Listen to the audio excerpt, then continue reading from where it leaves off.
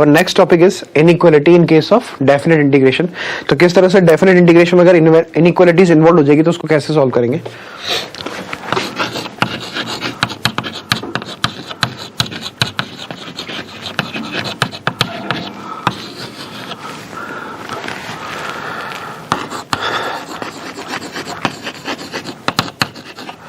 Inequalities को समझते हैं।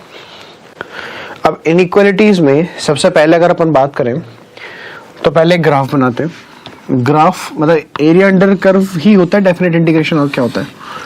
ग्राफ अपन ने बनाया, ये वैल्यू हमारी कैपिटल एम हो गई, ये वैल्यू हमारी स्मॉल एम हो गई। This is capital M, this is small M.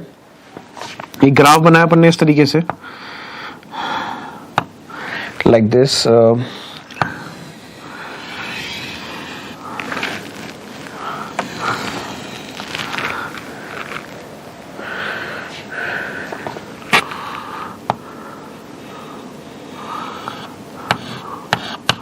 चलो यहां तक बनाते हैं।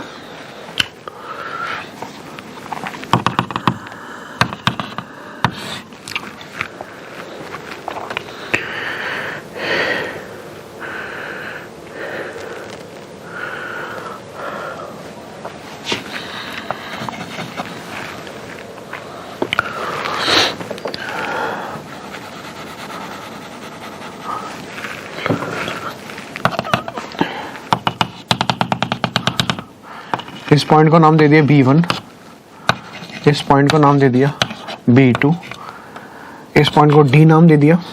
और यहाँ पे अगर हम बात करना चाहे तो ये थोड़ा सा अपन ने एक्सिस से स्टार्ट कर दिया। Let us suppose this is not axis, दोबारा बना लेते हैं, गड़बड़ हो जाएगा सब।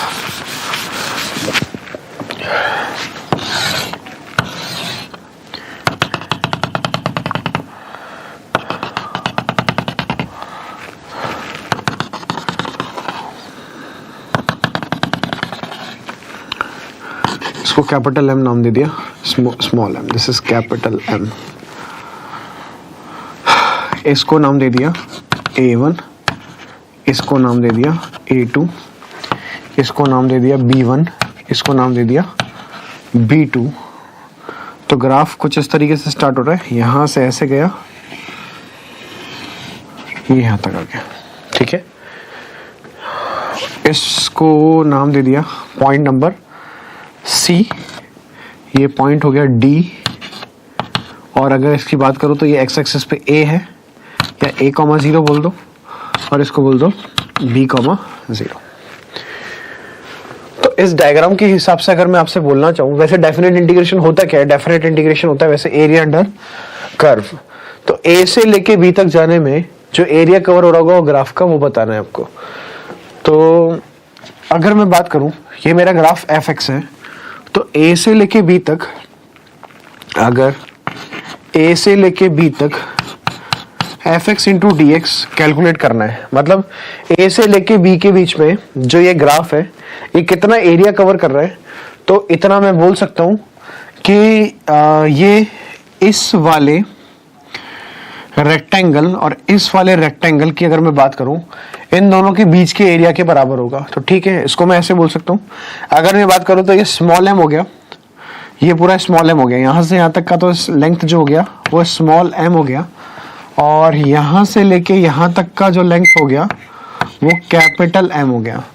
तो अगर ये कैपिटल एम है और ये पूरी की बात करें तो ये A से लेके B तक, A2 से लेके B तक, ये कितना हो जाएगा B-A।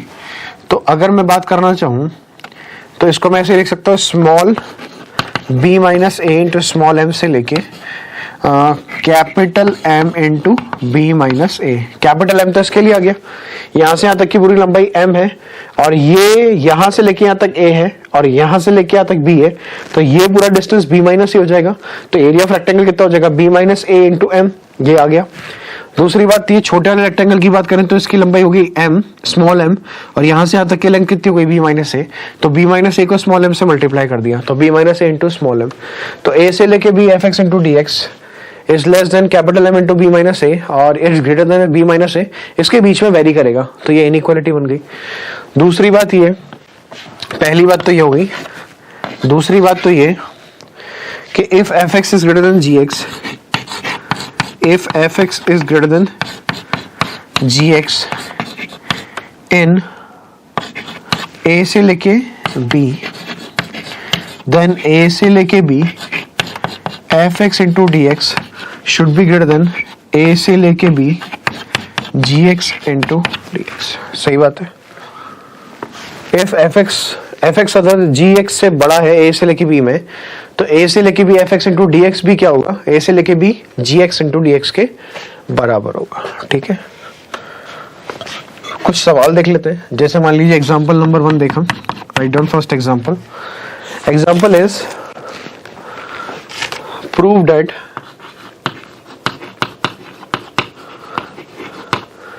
जीरो से लेके 90 डिग्री साइन एक्स की power 10 into D x is less than pi by 4 and it is greater than pi upon 128। Prove that pi upon 128 से लेके sin x की power 10 into D x pi by 4 तक जाएगा। अब range जो है वो 0 से पाई बाई 2 तक जा रही है। अब हमें ये पता है पाई बाई 2 से ना लेके इसको चलो चेंज कर लेते हैं थोड़ा सा, इसको पाई बाई 4 से पाई बाई 2 ले लेते हैं। अभी जो पाई बाई 4 से पाई बाई 2 जा रही है, किसकी वैल्यू जा रही है, x की वैल्यू जा रही है। तो x अगर हमारा पाई बाई 4 से पाई बाई 2 तक जा रहा है, तो हमें ये पता है कि x अगर हमारा पाई बाई 4 से लेके पाई बाई 2 तक जा रहा है, ठीक है, तो साइन x एक इंक्रीजिंग फंक्शन है। तो साइन एक्स अगर एक इंक्रीजिंग फंक्शन है, तो अगर मैं पूरे तरफ साइन लूंगा तो साइन ऑफ एन्युटी की चेंज नहीं होगा। तो ये आ जाएगा साइन ऑफ पाई बाई 4 और यहाँ पे आ जाएगा साइन ऑफ पाई बाई 2। यानी साइन एक्स हमारा कहाँ से कहाँ तक जाएगा, साइन एक्स हमारा 1/√2 से लेके 1 तक जाएगा। Sine x will go from 1/√2 to 1। फिर अगर मुझे क्या चाहिए, इसकी पावर 10 चाहिए, तो इस पूरे की पावर 10 ले लूंगा मैं। तो साइन एक्स की whole power 10 should be greater than 1/√2 की पावर 10 हो जाएगा, और ये हो जाएगा 1 की पावर 10। 1/√2 की पावर 10 कितना हो जाएगा, 1/32, क्योंकि √2 की पावर 10 is 2 की पावर 5 और 2 की पावर 5 32 हो जाएगा, और ये हो जाएगा साइन एक्स की पावर 10 और इज लेस देन 1। हम पूरे पे इंटीग्रल लगा देते हैं। पाई बाई 4 से लेके पाई by 2 1/32 into D x is less than pi by 4 से लेके पाई बाई 2 साइन एक्स की power 10 into D x is less than pi by 4 से लेके पाई बाई 2 1 इंटू डी एक्स। ये बन गया। अब 1/32 तो बाहर आ गया, अंदर कितना बनेगा, dx का इंटीग्रेशन क्या होगा, x, और उसकी लिमिट कहां से कहां तक जाएगी, पाई बाई 4 से लेके पाई बाई 2 तक is less than sine x का इंटीग्रल पाई बाई 4 से लेके पाई बाई 2 तक dx इज लेस देन, ये भी 1 हो जाएगा तो ये पाई बाई 4 जाएगा। क्यों, x का डिफरेंस 1 का इंटीग्रल क्या होता है x, तो पाई बाई 2 माइनस पाई बाई 4 कितना हो जाएगा, पाई बाई 4। यहाँ पाई बाई 2 पुट करूँ तो पाई by 2 minus pi by 4 pi by 4, तो ये हो जाएगा पाई अपॉन 32 इंटू 4 64 इंटू 2 128 हो जाएगा। ये is less than pi by 4 से लेके पाई by 2 sine x into D x is less then कितना हो जाएगा, पाई बाई 4। तो पाई अपॉन 128 से लेके पाई बाई 4 से लेके पाई बाई 2 साइन एक्स की पावर 10, ये साइन एक्स की पावर 10 चल रहा है यहाँ पे भी साइन एक्स की पावर 10। ठीक है, नोट इट डाउन।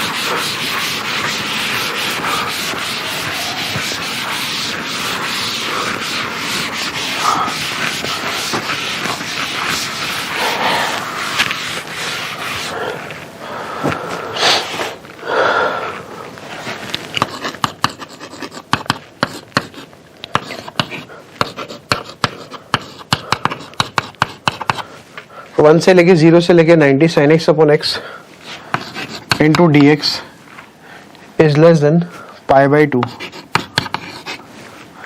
ये बन रहा है। इसको प्रूव करना है। Prove that sin x upon x dx 1 से लेके पाई बाई 2। अब सबसे पहले हम देखें कि fx हमारा कितना है। fx हमारा sin x अपॉन x है। फिर हमने f डैश x निकाला, तो f डैश x निकालेंगे तो नीचे तो क्या हो जाएगा, एक्स स्क्वायर, एक्स का integration sorry differentiation u by v rule से, तो नीचे तो एक्स स्क्वायर आ जाएगा। फिर sin x का डिफरेंशिएशन करेंगे, sin x का डिफरेंशिएशन क्या हो जाएगा, cos x हो जाएगा, और x वैसा का वैसा माइनस, इस बार x का डिफरेंशिएशन होगा 1 और sin x वैसा का वैसा, ये बनेगा। sin x का डिफरेंशिएशन हो गया cos x, x वैसा का वैसा माइनस x का डिफरेंशिएशन 1 sin x वैसा का वैसा अपॉन एक्स स्क्वायर। अब इसकी बात करते हैं f डैश x की। तो अगर हम f डैश x की बात करें, अगर ये पॉजिटिव है या नेगेटिव है, सबसे पहले तो ये देखिए, ये 0 से लेके 90 तक लिमिट जा रही है, तो x मेरा कहाँ से कहाँ तक जाएगा। ये तो मैंने fx अज्यूम किया, fx क्या अज्यूम किया मैंने, sin x upon x। x मेरा 0 से लेके 90 जाएगा। अगर मैं दोनों तरफ f लूंगा, तो दोनों तरफ f लूंगा तो मुझे पता होना चाहिए कि fx इंक्रीजिंग है या डिक्रीजिंग है, that we have studied in AOD। अगर इंक्रीजिंग है तो साइन ऑफ एनर्जी का चेंज नहीं होगा, यहाँ पे f ऑफ 0 आ जाएगा, यहाँ पे f ऑफ x आ जाएगा और यहाँ पे f ऑफ पाई बाई 2 आ जाएगा। पर चूंकि ये डिक्रीजिंग हुआ तो साइन चेंज हो जाएगा, f of 0 is greater then f of x हो जाएगा और f ऑफ पाई बाई 2 से भी बड़ा हो जाएगा। तो यहाँ पे क्या करें, साइन देख लेते हैं। अब साइन देखने के लिए हमने क्या किया, f डैश x का, f डैश x का साइन देखने के लिए, अच्छा कहाँ पे देखना है, x बिलोंग्स टू 0 से पाई बाई 2 के बीच में f डैश x का साइन देखना है। अब f डैश x में से अपन ने cos x को कॉमन निकाल लिया। अब cos x कॉमन निकाल लिया तो ये x माइनस tan x बचेगा और नीचे कितना हो जाएगा, एक्स स्क्वायर। तो ये तो पॉजिटिव है, एक्स स्क्वायर तो पॉजिटिव रहेगा, cos x भी पॉजिटिव रहेगा क्योंकि फर्स्ट क्वाड्रेंट है, और x माइनस tan x क्या रहेगा, नेगेटिव रहेगा। That we have studied in limit कि x और tan x में 0 से 90 के बीच में कौन बड़ा होता है, तो tan x बड़ा होता है x से, तो ये क्वांटिटी नेगेटिव हो जाएगी। अब ये क्वांटिटी नेगेटिव हो गई तो पूरा एक्सप्रेशन जो है वो नेगेटिव हो जाएगा। तो f डैश x अगर नेगेटिव आ गया तो fx जो है वो कैसा हो जाएगा, वो डिक्रीजिंग फंक्शन हो जाएगा। fx is decreasing function. अब fx अगर डिक्रीजिंग फंक्शन हो गया तो इसमें f ले लेते हैं दोनों तरफ, तो f लेंगे तो यहाँ पर साइन ऑफ एनर्जी चेंज हो जाएगा, ये तो fx रहेगा, यहाँ पे f ऑफ 0 आ जाएगा और यहाँ पे f ऑफ पाई बाई 2 आ जाएगा। अब f ऑफ पाई बाई 2 की बात करते हैं। अब fx हमारे पास क्या है, fx तो हो गया हमारे पास sine x upon x, f of pi by 2, f of pi by 2 हमारे पास कितना हो जाएगा, f ऑफ पाई बाई 2 का मतलब हो गया sine pi by 2 upon pi by 2, तो साइन पाई बाई 2 तो 1 हो गया अपॉन पाई बाई 2, तो ये वैल्यू कितनी हो जाएगी, 2 डिवाइडेड बाय पाई, ठीक है, is less then f of 0 1 हो जाएगा। लिमिटिंग वैल्यू निकालेंगे डेफिनेटली, है ना, 0 पे तो डिफाइन नहीं होगा, 0 बाई 0 फॉर्म है, इंडिटरमिनेट फॉर्म है, तो लिमिटिंग वैल्यू निकलेगी और साइन x अपॉन x की जो लिमिटिंग वैल्यू होती है वो 1 के बराबर होती है।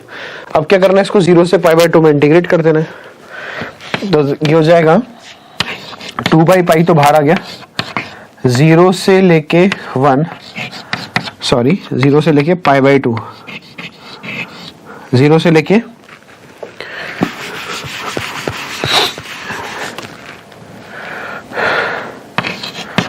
2 बाई पाई, 0 से लेके पाई बाई 2 इंटू डी एक्स से लेके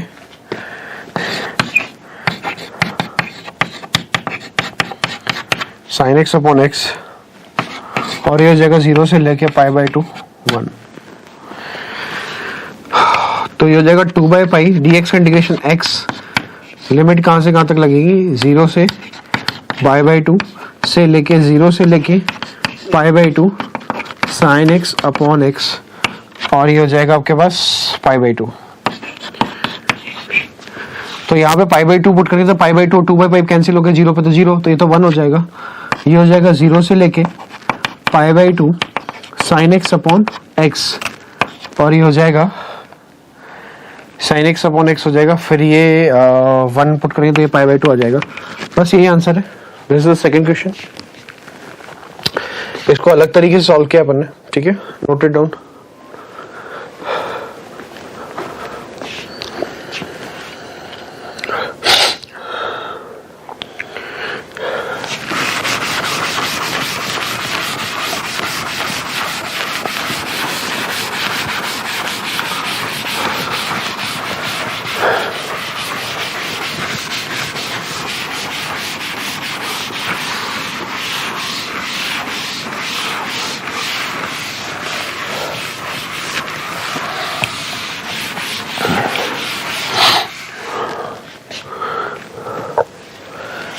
नेक्स्ट क्वेश्चन इज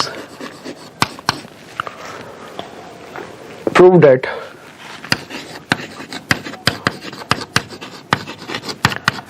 हाफ से लेके 0 से लेके 1 dx upon under root of 4 minus x square plus x की पावर 5 ये पाई बाय 6 तक जाएगा। ठीक है,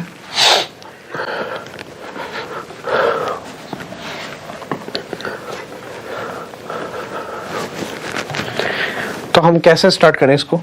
हम एक्सप्रेशन की मिनिमम मैक्सिमम वैल्यूज निकालना स्टार्ट करें।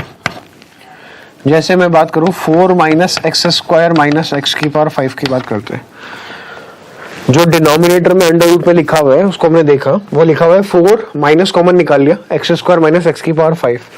तो डेफिनेट सी बात है कि 4 से तो छोटा होगा ही होगा, क्योंकि 4 में से कोई क्वांटिटी सब्ट्रैक्ट हो रही है और 4 में से कोई क्वांटिटी सब्ट्रैक्ट हो रही है तो 4 से तो छोटा होगा, 4 के बराबर तो नहीं होगा।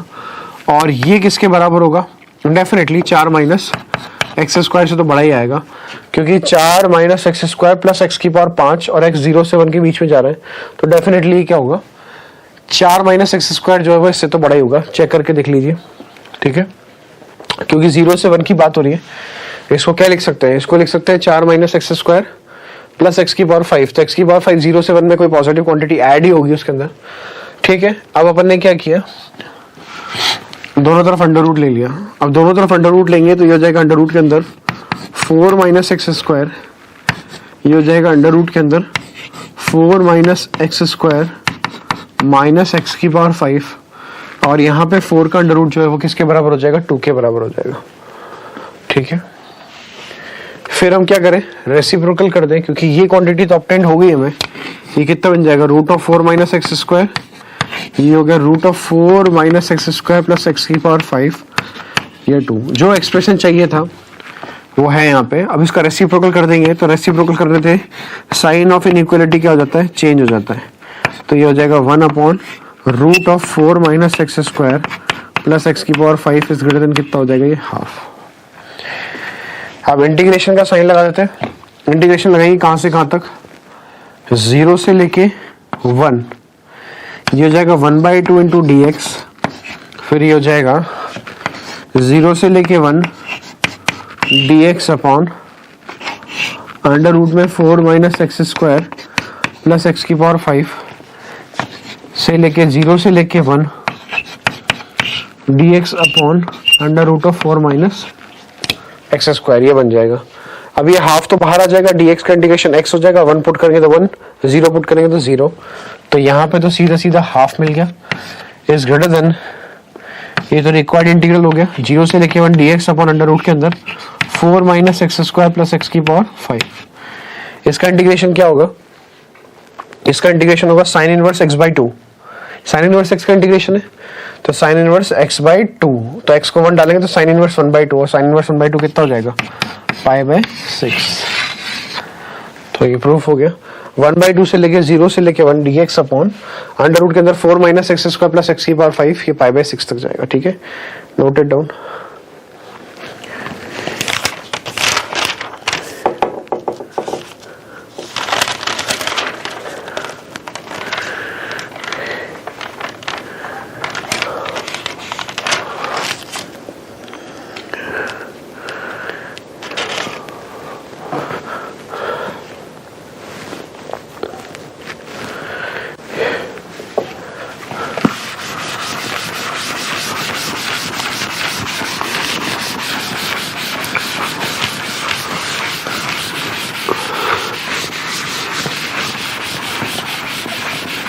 एक मेथड अब जो हम नेक्स्ट पढ़ने वाले हैं फर्स्ट प्रिंसिपल मेथड है।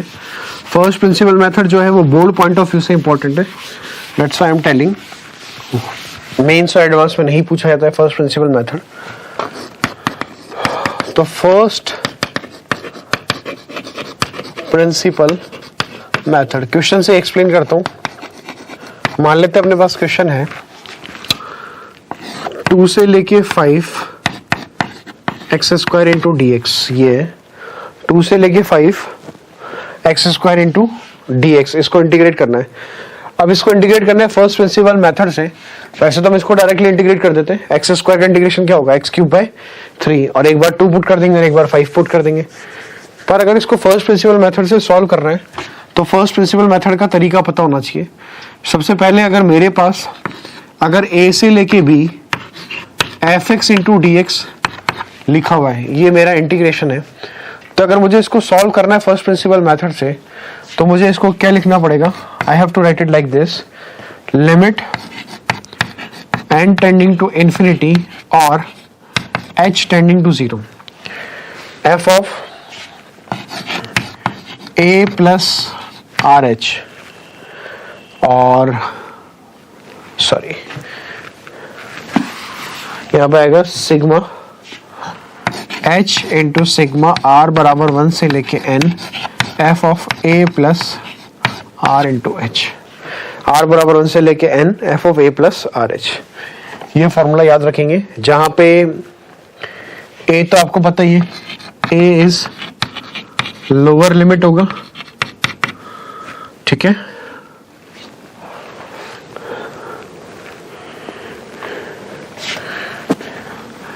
b जो है वो अपर लिमिट होगा और b माइनस a जो है वो nh के बराबर होगा। b minus a will be equal to n into h।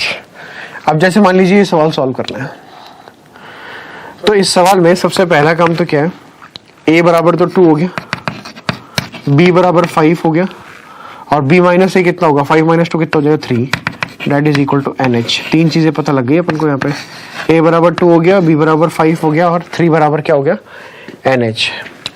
तो फॉर्मूला अप्लाई करते हैं, limit n tending to infinity और h टेंडिंग टू 0, यहाँ पे h आएगा सिग्मा r बराबर 1 से लेके n f ऑफ a कितना है 2, तो 2 प्लस आर एच है ना, ये बनेगा f of 2 plus r h. अब यहाँ पे इसको सॉल्व करेंगे अगर फर्दर तो ये बन जाएगा limit n tending to infinity और h tending to 0 h into sigma r बराबर 1 से लेके n f of 2 plus r h. अब यहाँ पे एफ एक्स का काम कर रहा है एक्स स्क्वायर, तो एक्स की जगह डाल देंगे 2 प्लस आर एच, तो ये हो जाएगा 2 प्लस आर एच का होल स्क्वायर। तो ये हो जाएगा limit n tending to infinity और h टेंडिंग टू 0, ये हो जाएगा h इंटू r को 1 डालें,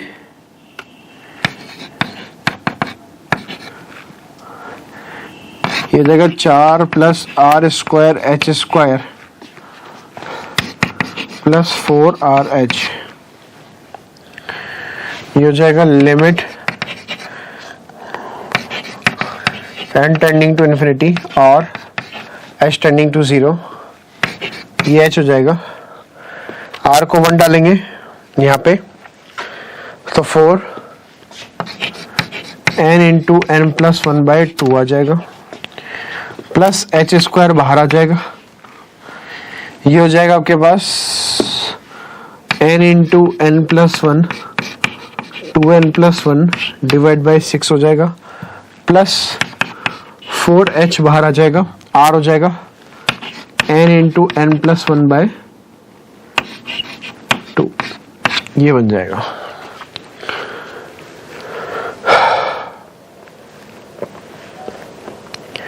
अब h की जगह हम क्या डाल दें, या तो हम h को अंदर भेज देते हैं, कितना बनेगा, limit n tending to infinity और h टेंडिंग टू 0, कितना बनेगा, h को अंदर भेज देते हैं, ये हो जाएगा 4nh, nh का वैल्यू ये रहा b माइनस ए और b माइनस ए का मतलब 3, सॉरी b माइनस ए, nh का वैल्यू हमने कैलकुलेट किया था, nh का वैल्यू ये रहा 3, NH का वैल्यू 3, तो H को अंदर भेज रहे तो NH का वैल्यू 3, तो 12 NH 3 4 3 12 12 बाई 2 6 और ये बनेगा N into n plus 1 plus यहाँ पे NH जो आ जाएगा वो कितना हो जाएगा 3 NH तो 3 हो गया, 3/6 हो जाएगा हाफ, तो H/2 आ जाएगा यहाँ पे, और यहाँ पे बचेगा n+1 2n+1 प्लस फिर से NH3 हो जाएगा 12/2 6 n इंटू n+1, ये बनेगा।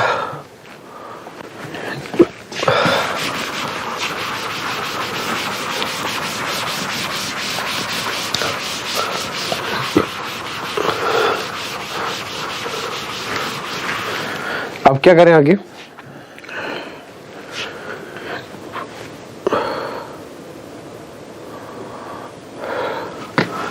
Limit n tending to infinity और h tending to 0,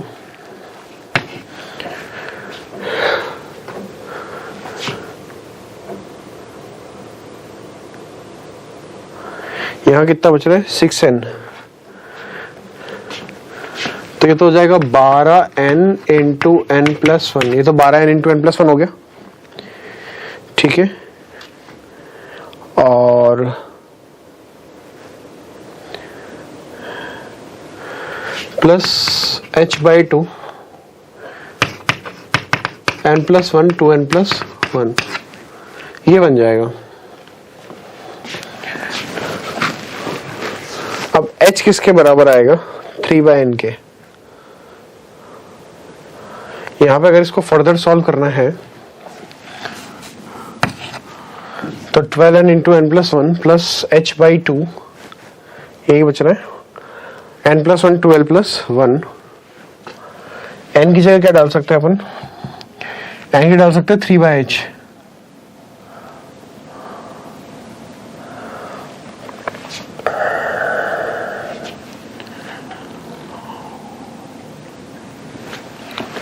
I think I committed a mistake.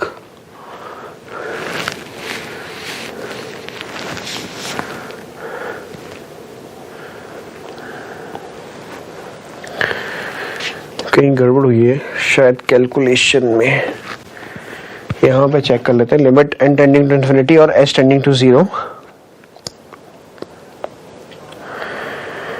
r is equal to 1 से लेके n 4, तो 4 बाहर आया, यहाँ पे n आएगा इसका वैल्यू, सॉरी ये n आएगा वैल्यू, यहाँ गड़बड़ हो गई, कैलकुलेशन मिस्टेक हो गई।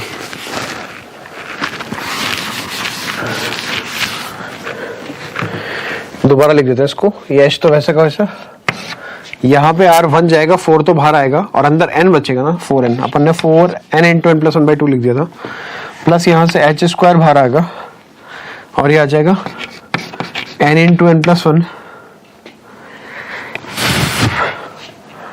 n इंटू n+1 2n+1/6, अब सही है, प्लस ये हो जाएगा 4h बाहर आ जाएगा और n इंटू n+1/2 बचेगा, ठीक है।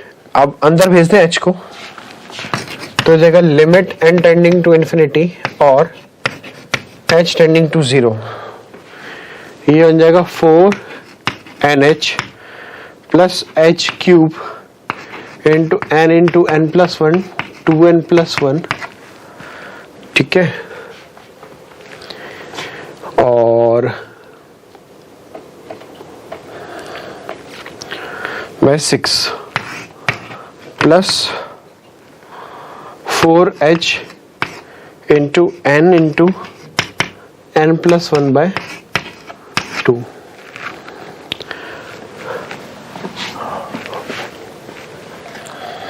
एक अंदर h जाएगा तो कितना बचेगा? 4h² हो जाएगा ये, ठीक है। अब यहाँ पे NH की वैल्यू तो कितनी है 3, तो ये 12 हो जाएगा, लिमिट तो चल ही रहा है n टेंडिंग टू इन्फिनिटी और h टेंडिंग टू 0।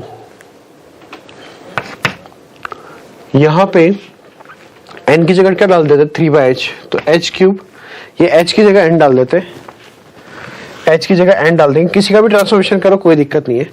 h की जगह हमने क्या डाला 3/n, तो ये 27/n³ आ जाएगा, और यहाँ पे n इंटू n+1 2n+1 कितना हो जाएगा 6, प्लस यहाँ पे भी 2 हो जाएगा, h की जगह कितना आ जाएगा 9/n² आ जाएगा ये, और ये हो जाएगा n इंटू n+1।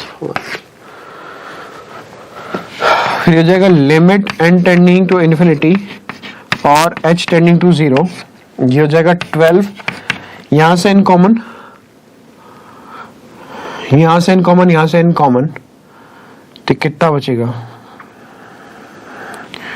27/6, ठीक है। एक n से n तो कैंसिल हो गया, n स्क्वायर को अंदर भेज देंगे तो ये हो जाएगा, एक n तो इसके अंदर भेज देंगे तो ये कितना हो जाएगा 1 + 1/n हो जाएगा, और एक और हो जाएगा 2 + 1/n हो जाएगा, ठीक है। प्लस ये हो जाएगा 18, एक n से n कट गया और ये 1 + 1/n हो जाएगा। n को इन्फिनिटी डाल देते हैं, n को इन्फिनिटी पुट करेंगे तो ये कितना हो जाएगा, ये हो जाएगा सब 0, ये तो हो जाएगा 12, ये हो जाएगा 27/6, ये तो यहाँ से 2 बचेगा और प्लस ये 18 बचेगा, कितनी बार कटेगा 3 बार, और ये 9 बार, 27 + 12 ये कितना आ गया 39 के बराबर आएगा। It is a lengthy process, इतना आसान प्रोसेस नहीं है, और उसको लास्ट तक एग्जीक्यूट करना वो भी एक डिफिकल्ट स्टेप होता है।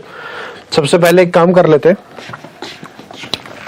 हम वैल्यू निकाल लेते कितनी है, सही क्रॉस चेक कर लेते हैं आंसर सही है क्या। 2 से लेके 5 x² इंटू dx, x² का इंटीग्रेशन क्या होगा x³ 3, कहां से कहां तक 2 से लेके 5 तक, तो 5 डालेंगे तो कितना हो जाएगा 125/3 - 8/3, तो कितना हो जाएगा ये 117/3, ये तो 3 बार कटेगा और 27 9 बार, बिल्कुल सही है, 39 इज द करेक्ट आंसर। तो लेंथी प्रोसेस है, इतना आसान प्रोसेस नहीं है, तो उसको याद रखें लिमिट ऑफ सम को, ठीक है, note it down.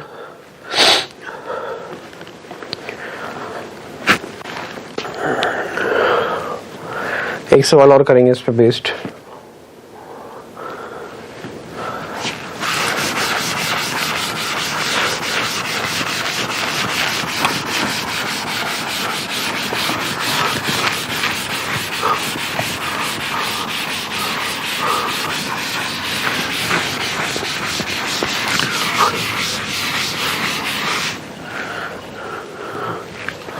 Question is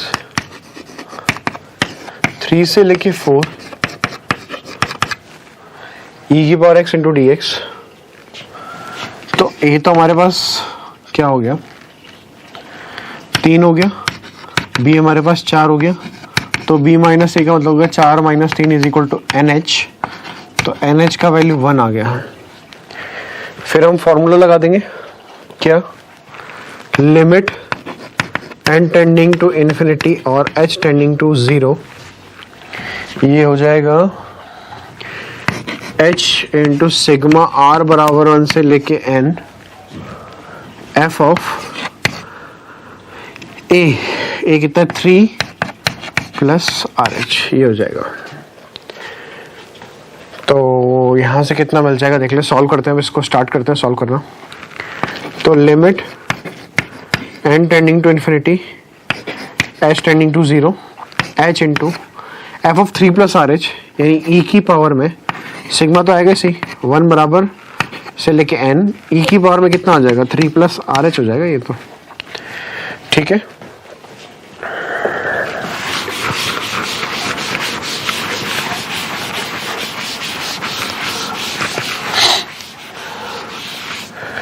अब क्या करें,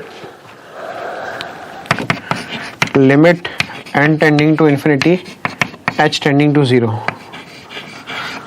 ठीक है।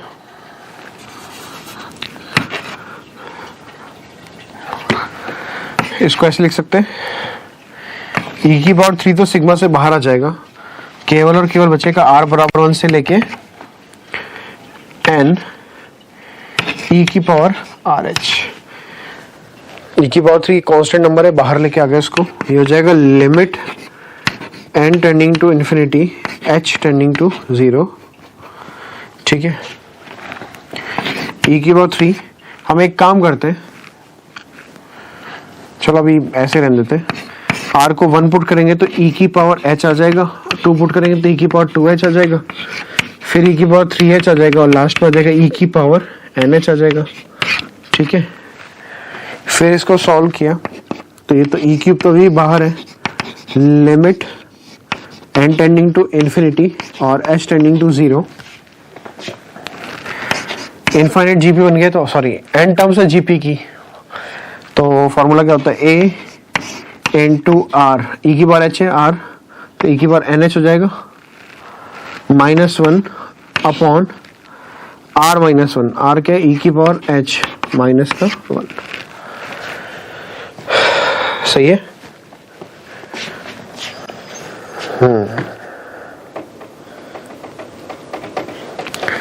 हाँ बिल्कुल सही है। अब ये हो जाएगा आपके पास, इस तरफ लिखते हैं,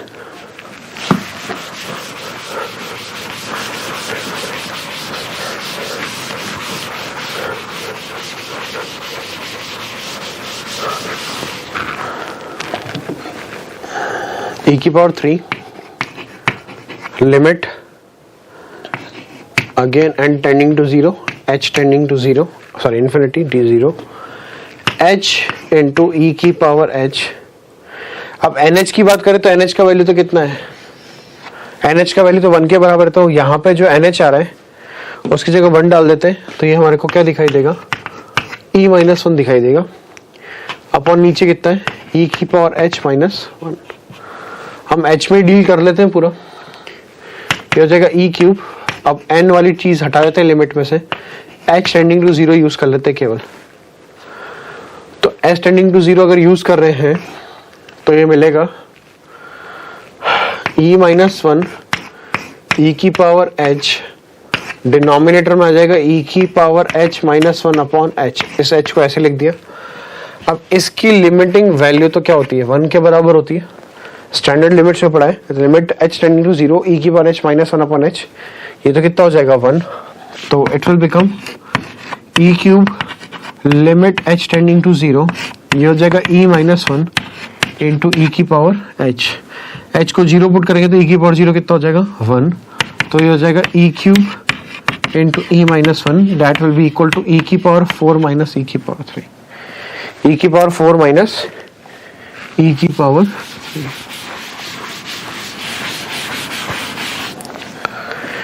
अब e की पावर 4 माइनस e की पावर 3 आ गया। अब जरा क्रॉस चेक कर लेते हैं, 3 से लेके 4 e की power x into D x का आंसर कितना आएगा, तो 3 से लेके 4 e की power x into D x, तो e की पावर x का इंटीग्रेशन e की पावर x, ये 3 से लेके 4 तक जाएगा, तो सबसे पहले 4 पुट करेंगे, तो e की पावर 4 माइनस e की पावर 3 सेम आ रहा है, इसका मतलब हमने क्या किया, बिल्कुल सही किया है, note it down.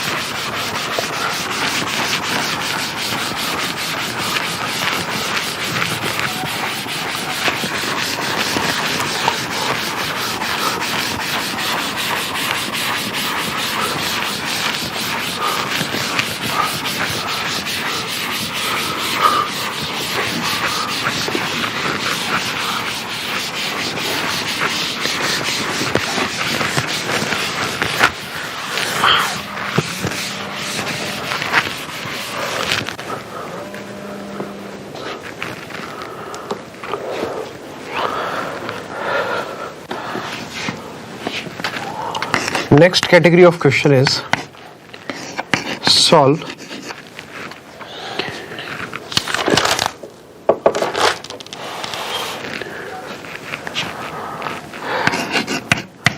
limit n tending to infinity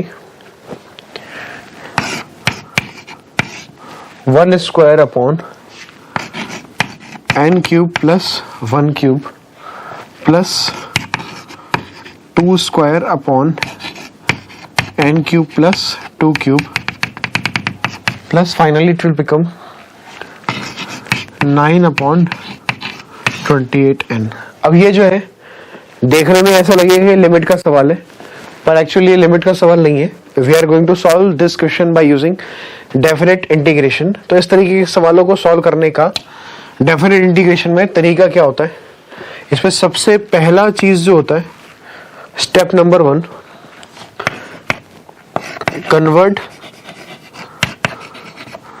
convert the series in sigma form. सबसे पहले सीरीज को सिग्मा फॉर्म में कन्वर्ट करेंगे। तो सिग्मा फॉर्म में कैसे लिखेंगे, limit n tending to infinity, it is sigma r बराबर 1 से लेके, सबसे पहले देखिए यहाँ r स्क्वायर लिख देते हैं, यहाँ पे n क्यूब लिख देते हैं, और यहाँ पे r क्यूब लिख देते हैं। अब r को 1 डालूंगा तो 1 square upon n cube plus 1 cube, 2 square upon n cube plus 2 cube, बिल्कुल सही है। प्लस लास्ट में प्रॉब्लम है, लास्ट में प्रॉब्लम है। तो क्या हम उसको कैसे लिखें, मतलब कैसे मैनेज करें कि 28 n आ जाए। तो r को अगर मैंने n डाला तो n cube plus n cube 2n cube बन जाएगा, जो कि वहां पे नहीं है। r को मैंने 2n डाला तो 2n का क्यूब हो जाएगा कितना, 8n cube plus 9 cube n cube 9n cube, ये भी नहीं होगा। 3n पुट करेंगे तो 27n cube plus n cube 28n cube, यानी r का वैल्यू जो है वो 3n तक जाएगा। तो 3n डालेंगे तो 9n square upon 28 n cube, तो 9 अपॉन 28 बचेगा n। तो convert the series in sigma form. सबसे पहले सिग्मा फॉर्म में सीरीज को कंप्लीट करें। स्टेप नंबर 2 क्या होगा, take out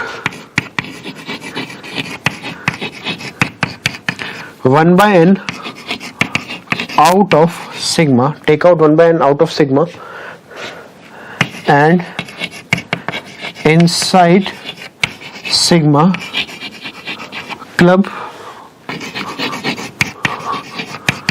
all the terms in the form of r/n।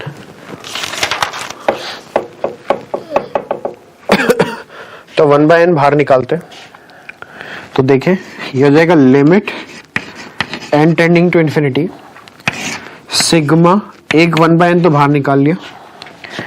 अब ये हो जाएगा r बराबर 1 से लेके 3n। अब यहाँ पे बच रहा है r स्क्वायर अपॉन, मान लेते हैं कि अपन ने n क्यूब कॉमन निकाला, तो एक n बाहर निकाल लिया तो n स्क्वायर बचेगा। समझ रहे हैं बात को। अगर मैंने यहाँ से n क्यूब कॉमन निकाला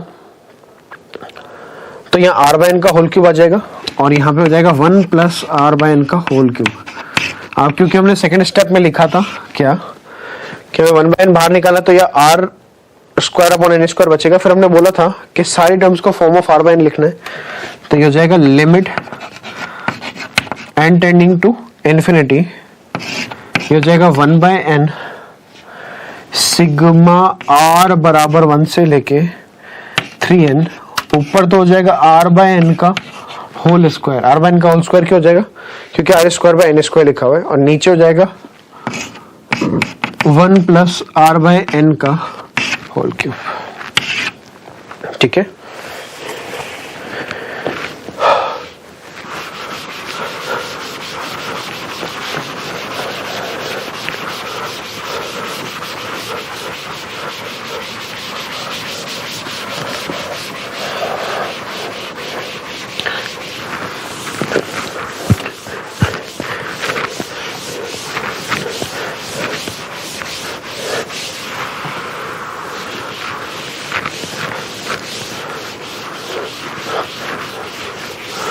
अब क्या करें, अब आगे बढ़े। नेक्स्ट स्टेप क्या है, step number 3, replace 1/n by dx comma sigma by integral. ठीक है, 1/n को तो dx से रिप्लेस करेंगे और सिग्मा को किससे रिप्लेस करेंगे, इंटीग्रल से, कॉमा r/n को रिप्लेस करेंगे x से। तीन चीजें करनी है। 1/n लिखा हुआ है उसको, ये जो 1/n लिखा हुआ है इस 1/x को dx से रिप्लेस करना है, सिग्मा को रिप्लेस करना है इंटीग्रल से, r/n को रिप्लेस करना है x से, और लोअर लिमिट जो आएगी लोअर लिमिट ऑफ इंटीग्रल जो आएगी that is equal to limit n tending to infinity lower limit of sigma divided by, है ना। इंटीग्रल की जो लोअर लिमिट आएगी वो आएगी limit n tending to infinity lower limit of sigma. अब सिग्मा की लोअर लिमिट क्या होगी बताओ। सिग्मा की लोअर लिमिट है r बराबर 1 और यहाँ पे नीचे कितना रहना चाहिए n, तो n इंफिनिटी को जा रहा है तो लोअर लिमिट तो 0 आ जाएगी। सिमिलरली अपर लिमिट की बात कर रहे हैं तो अपर लिमिट ऑफ इंटीग्रल की अगर बात करें तो वो कितना हो जाएगा, limit n tending to infinity upper limit of sigma divided by n। What is upper limit of sigma, that is 3n, 3n तक जा रहा है divide by n that is equal to 3। तो हमें इंटीग्रल की लिमिट पता लग गई because we are going to convert the question of limits. एक तरह से देखने में ये लिमिट का क्वेश्चन ही दिखेगा। इस लिमिट के क्वेश्चन को हम किस में कन्वर्ट करना चाह रहे हैं, डेफिनेट इंटीग्रेशन में। तो सबसे पहला प्रोसीजर क्या फॉलो करना है, convert the whole series in the form of sigma.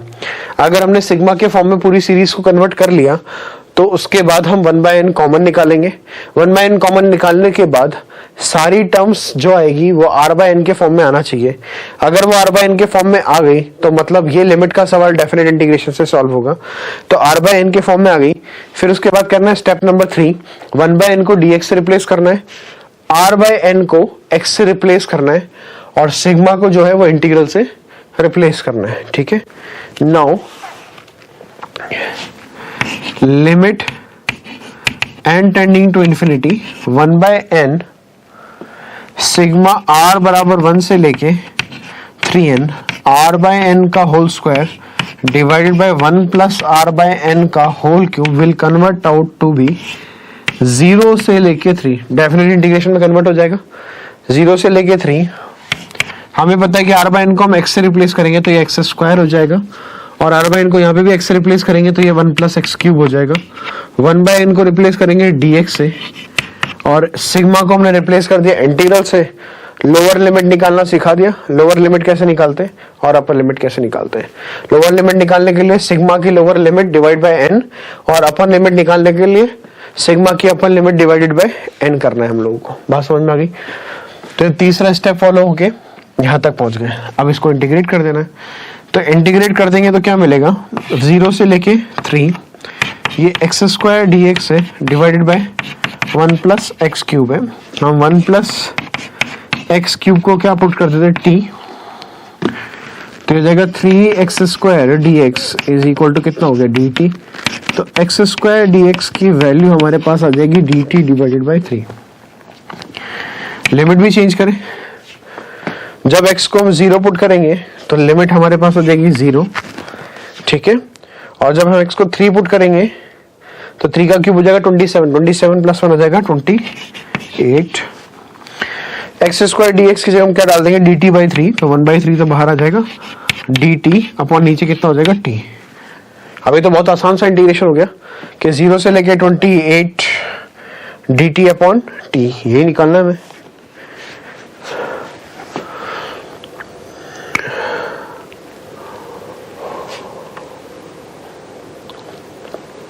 ये लिमिटिंग वैल्यू चेंज ना करें, वैसे ही ठीक रहेगा। इसको क्या लिख सकते हैं, ये फिर से अब तो 0 से 3 लिख लीजिए।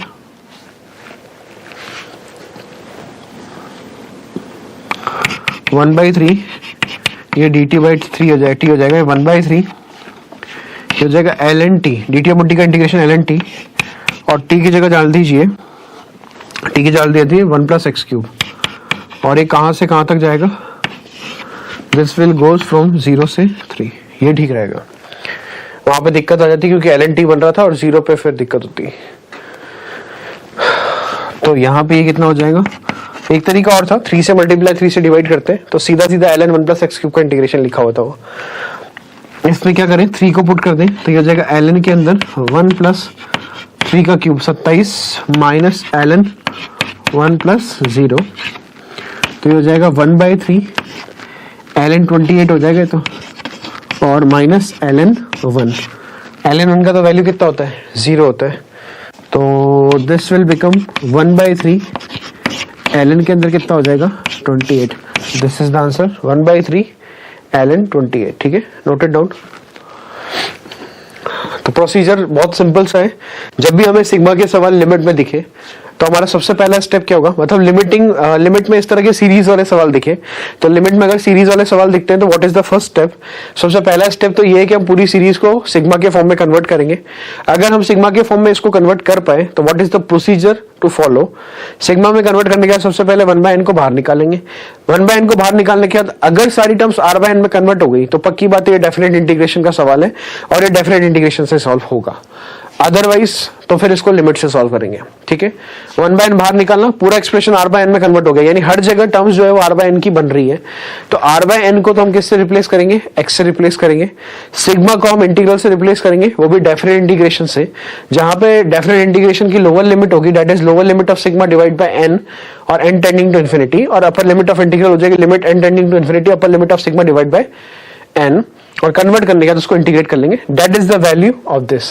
तो इसका वैल्यू हमारे पास कितना आ जाएगा, that will be 1/3 ln of 28। तो दिस क्वेश्चन इज सॉल्व। ठीक है, नोट इट डाउन।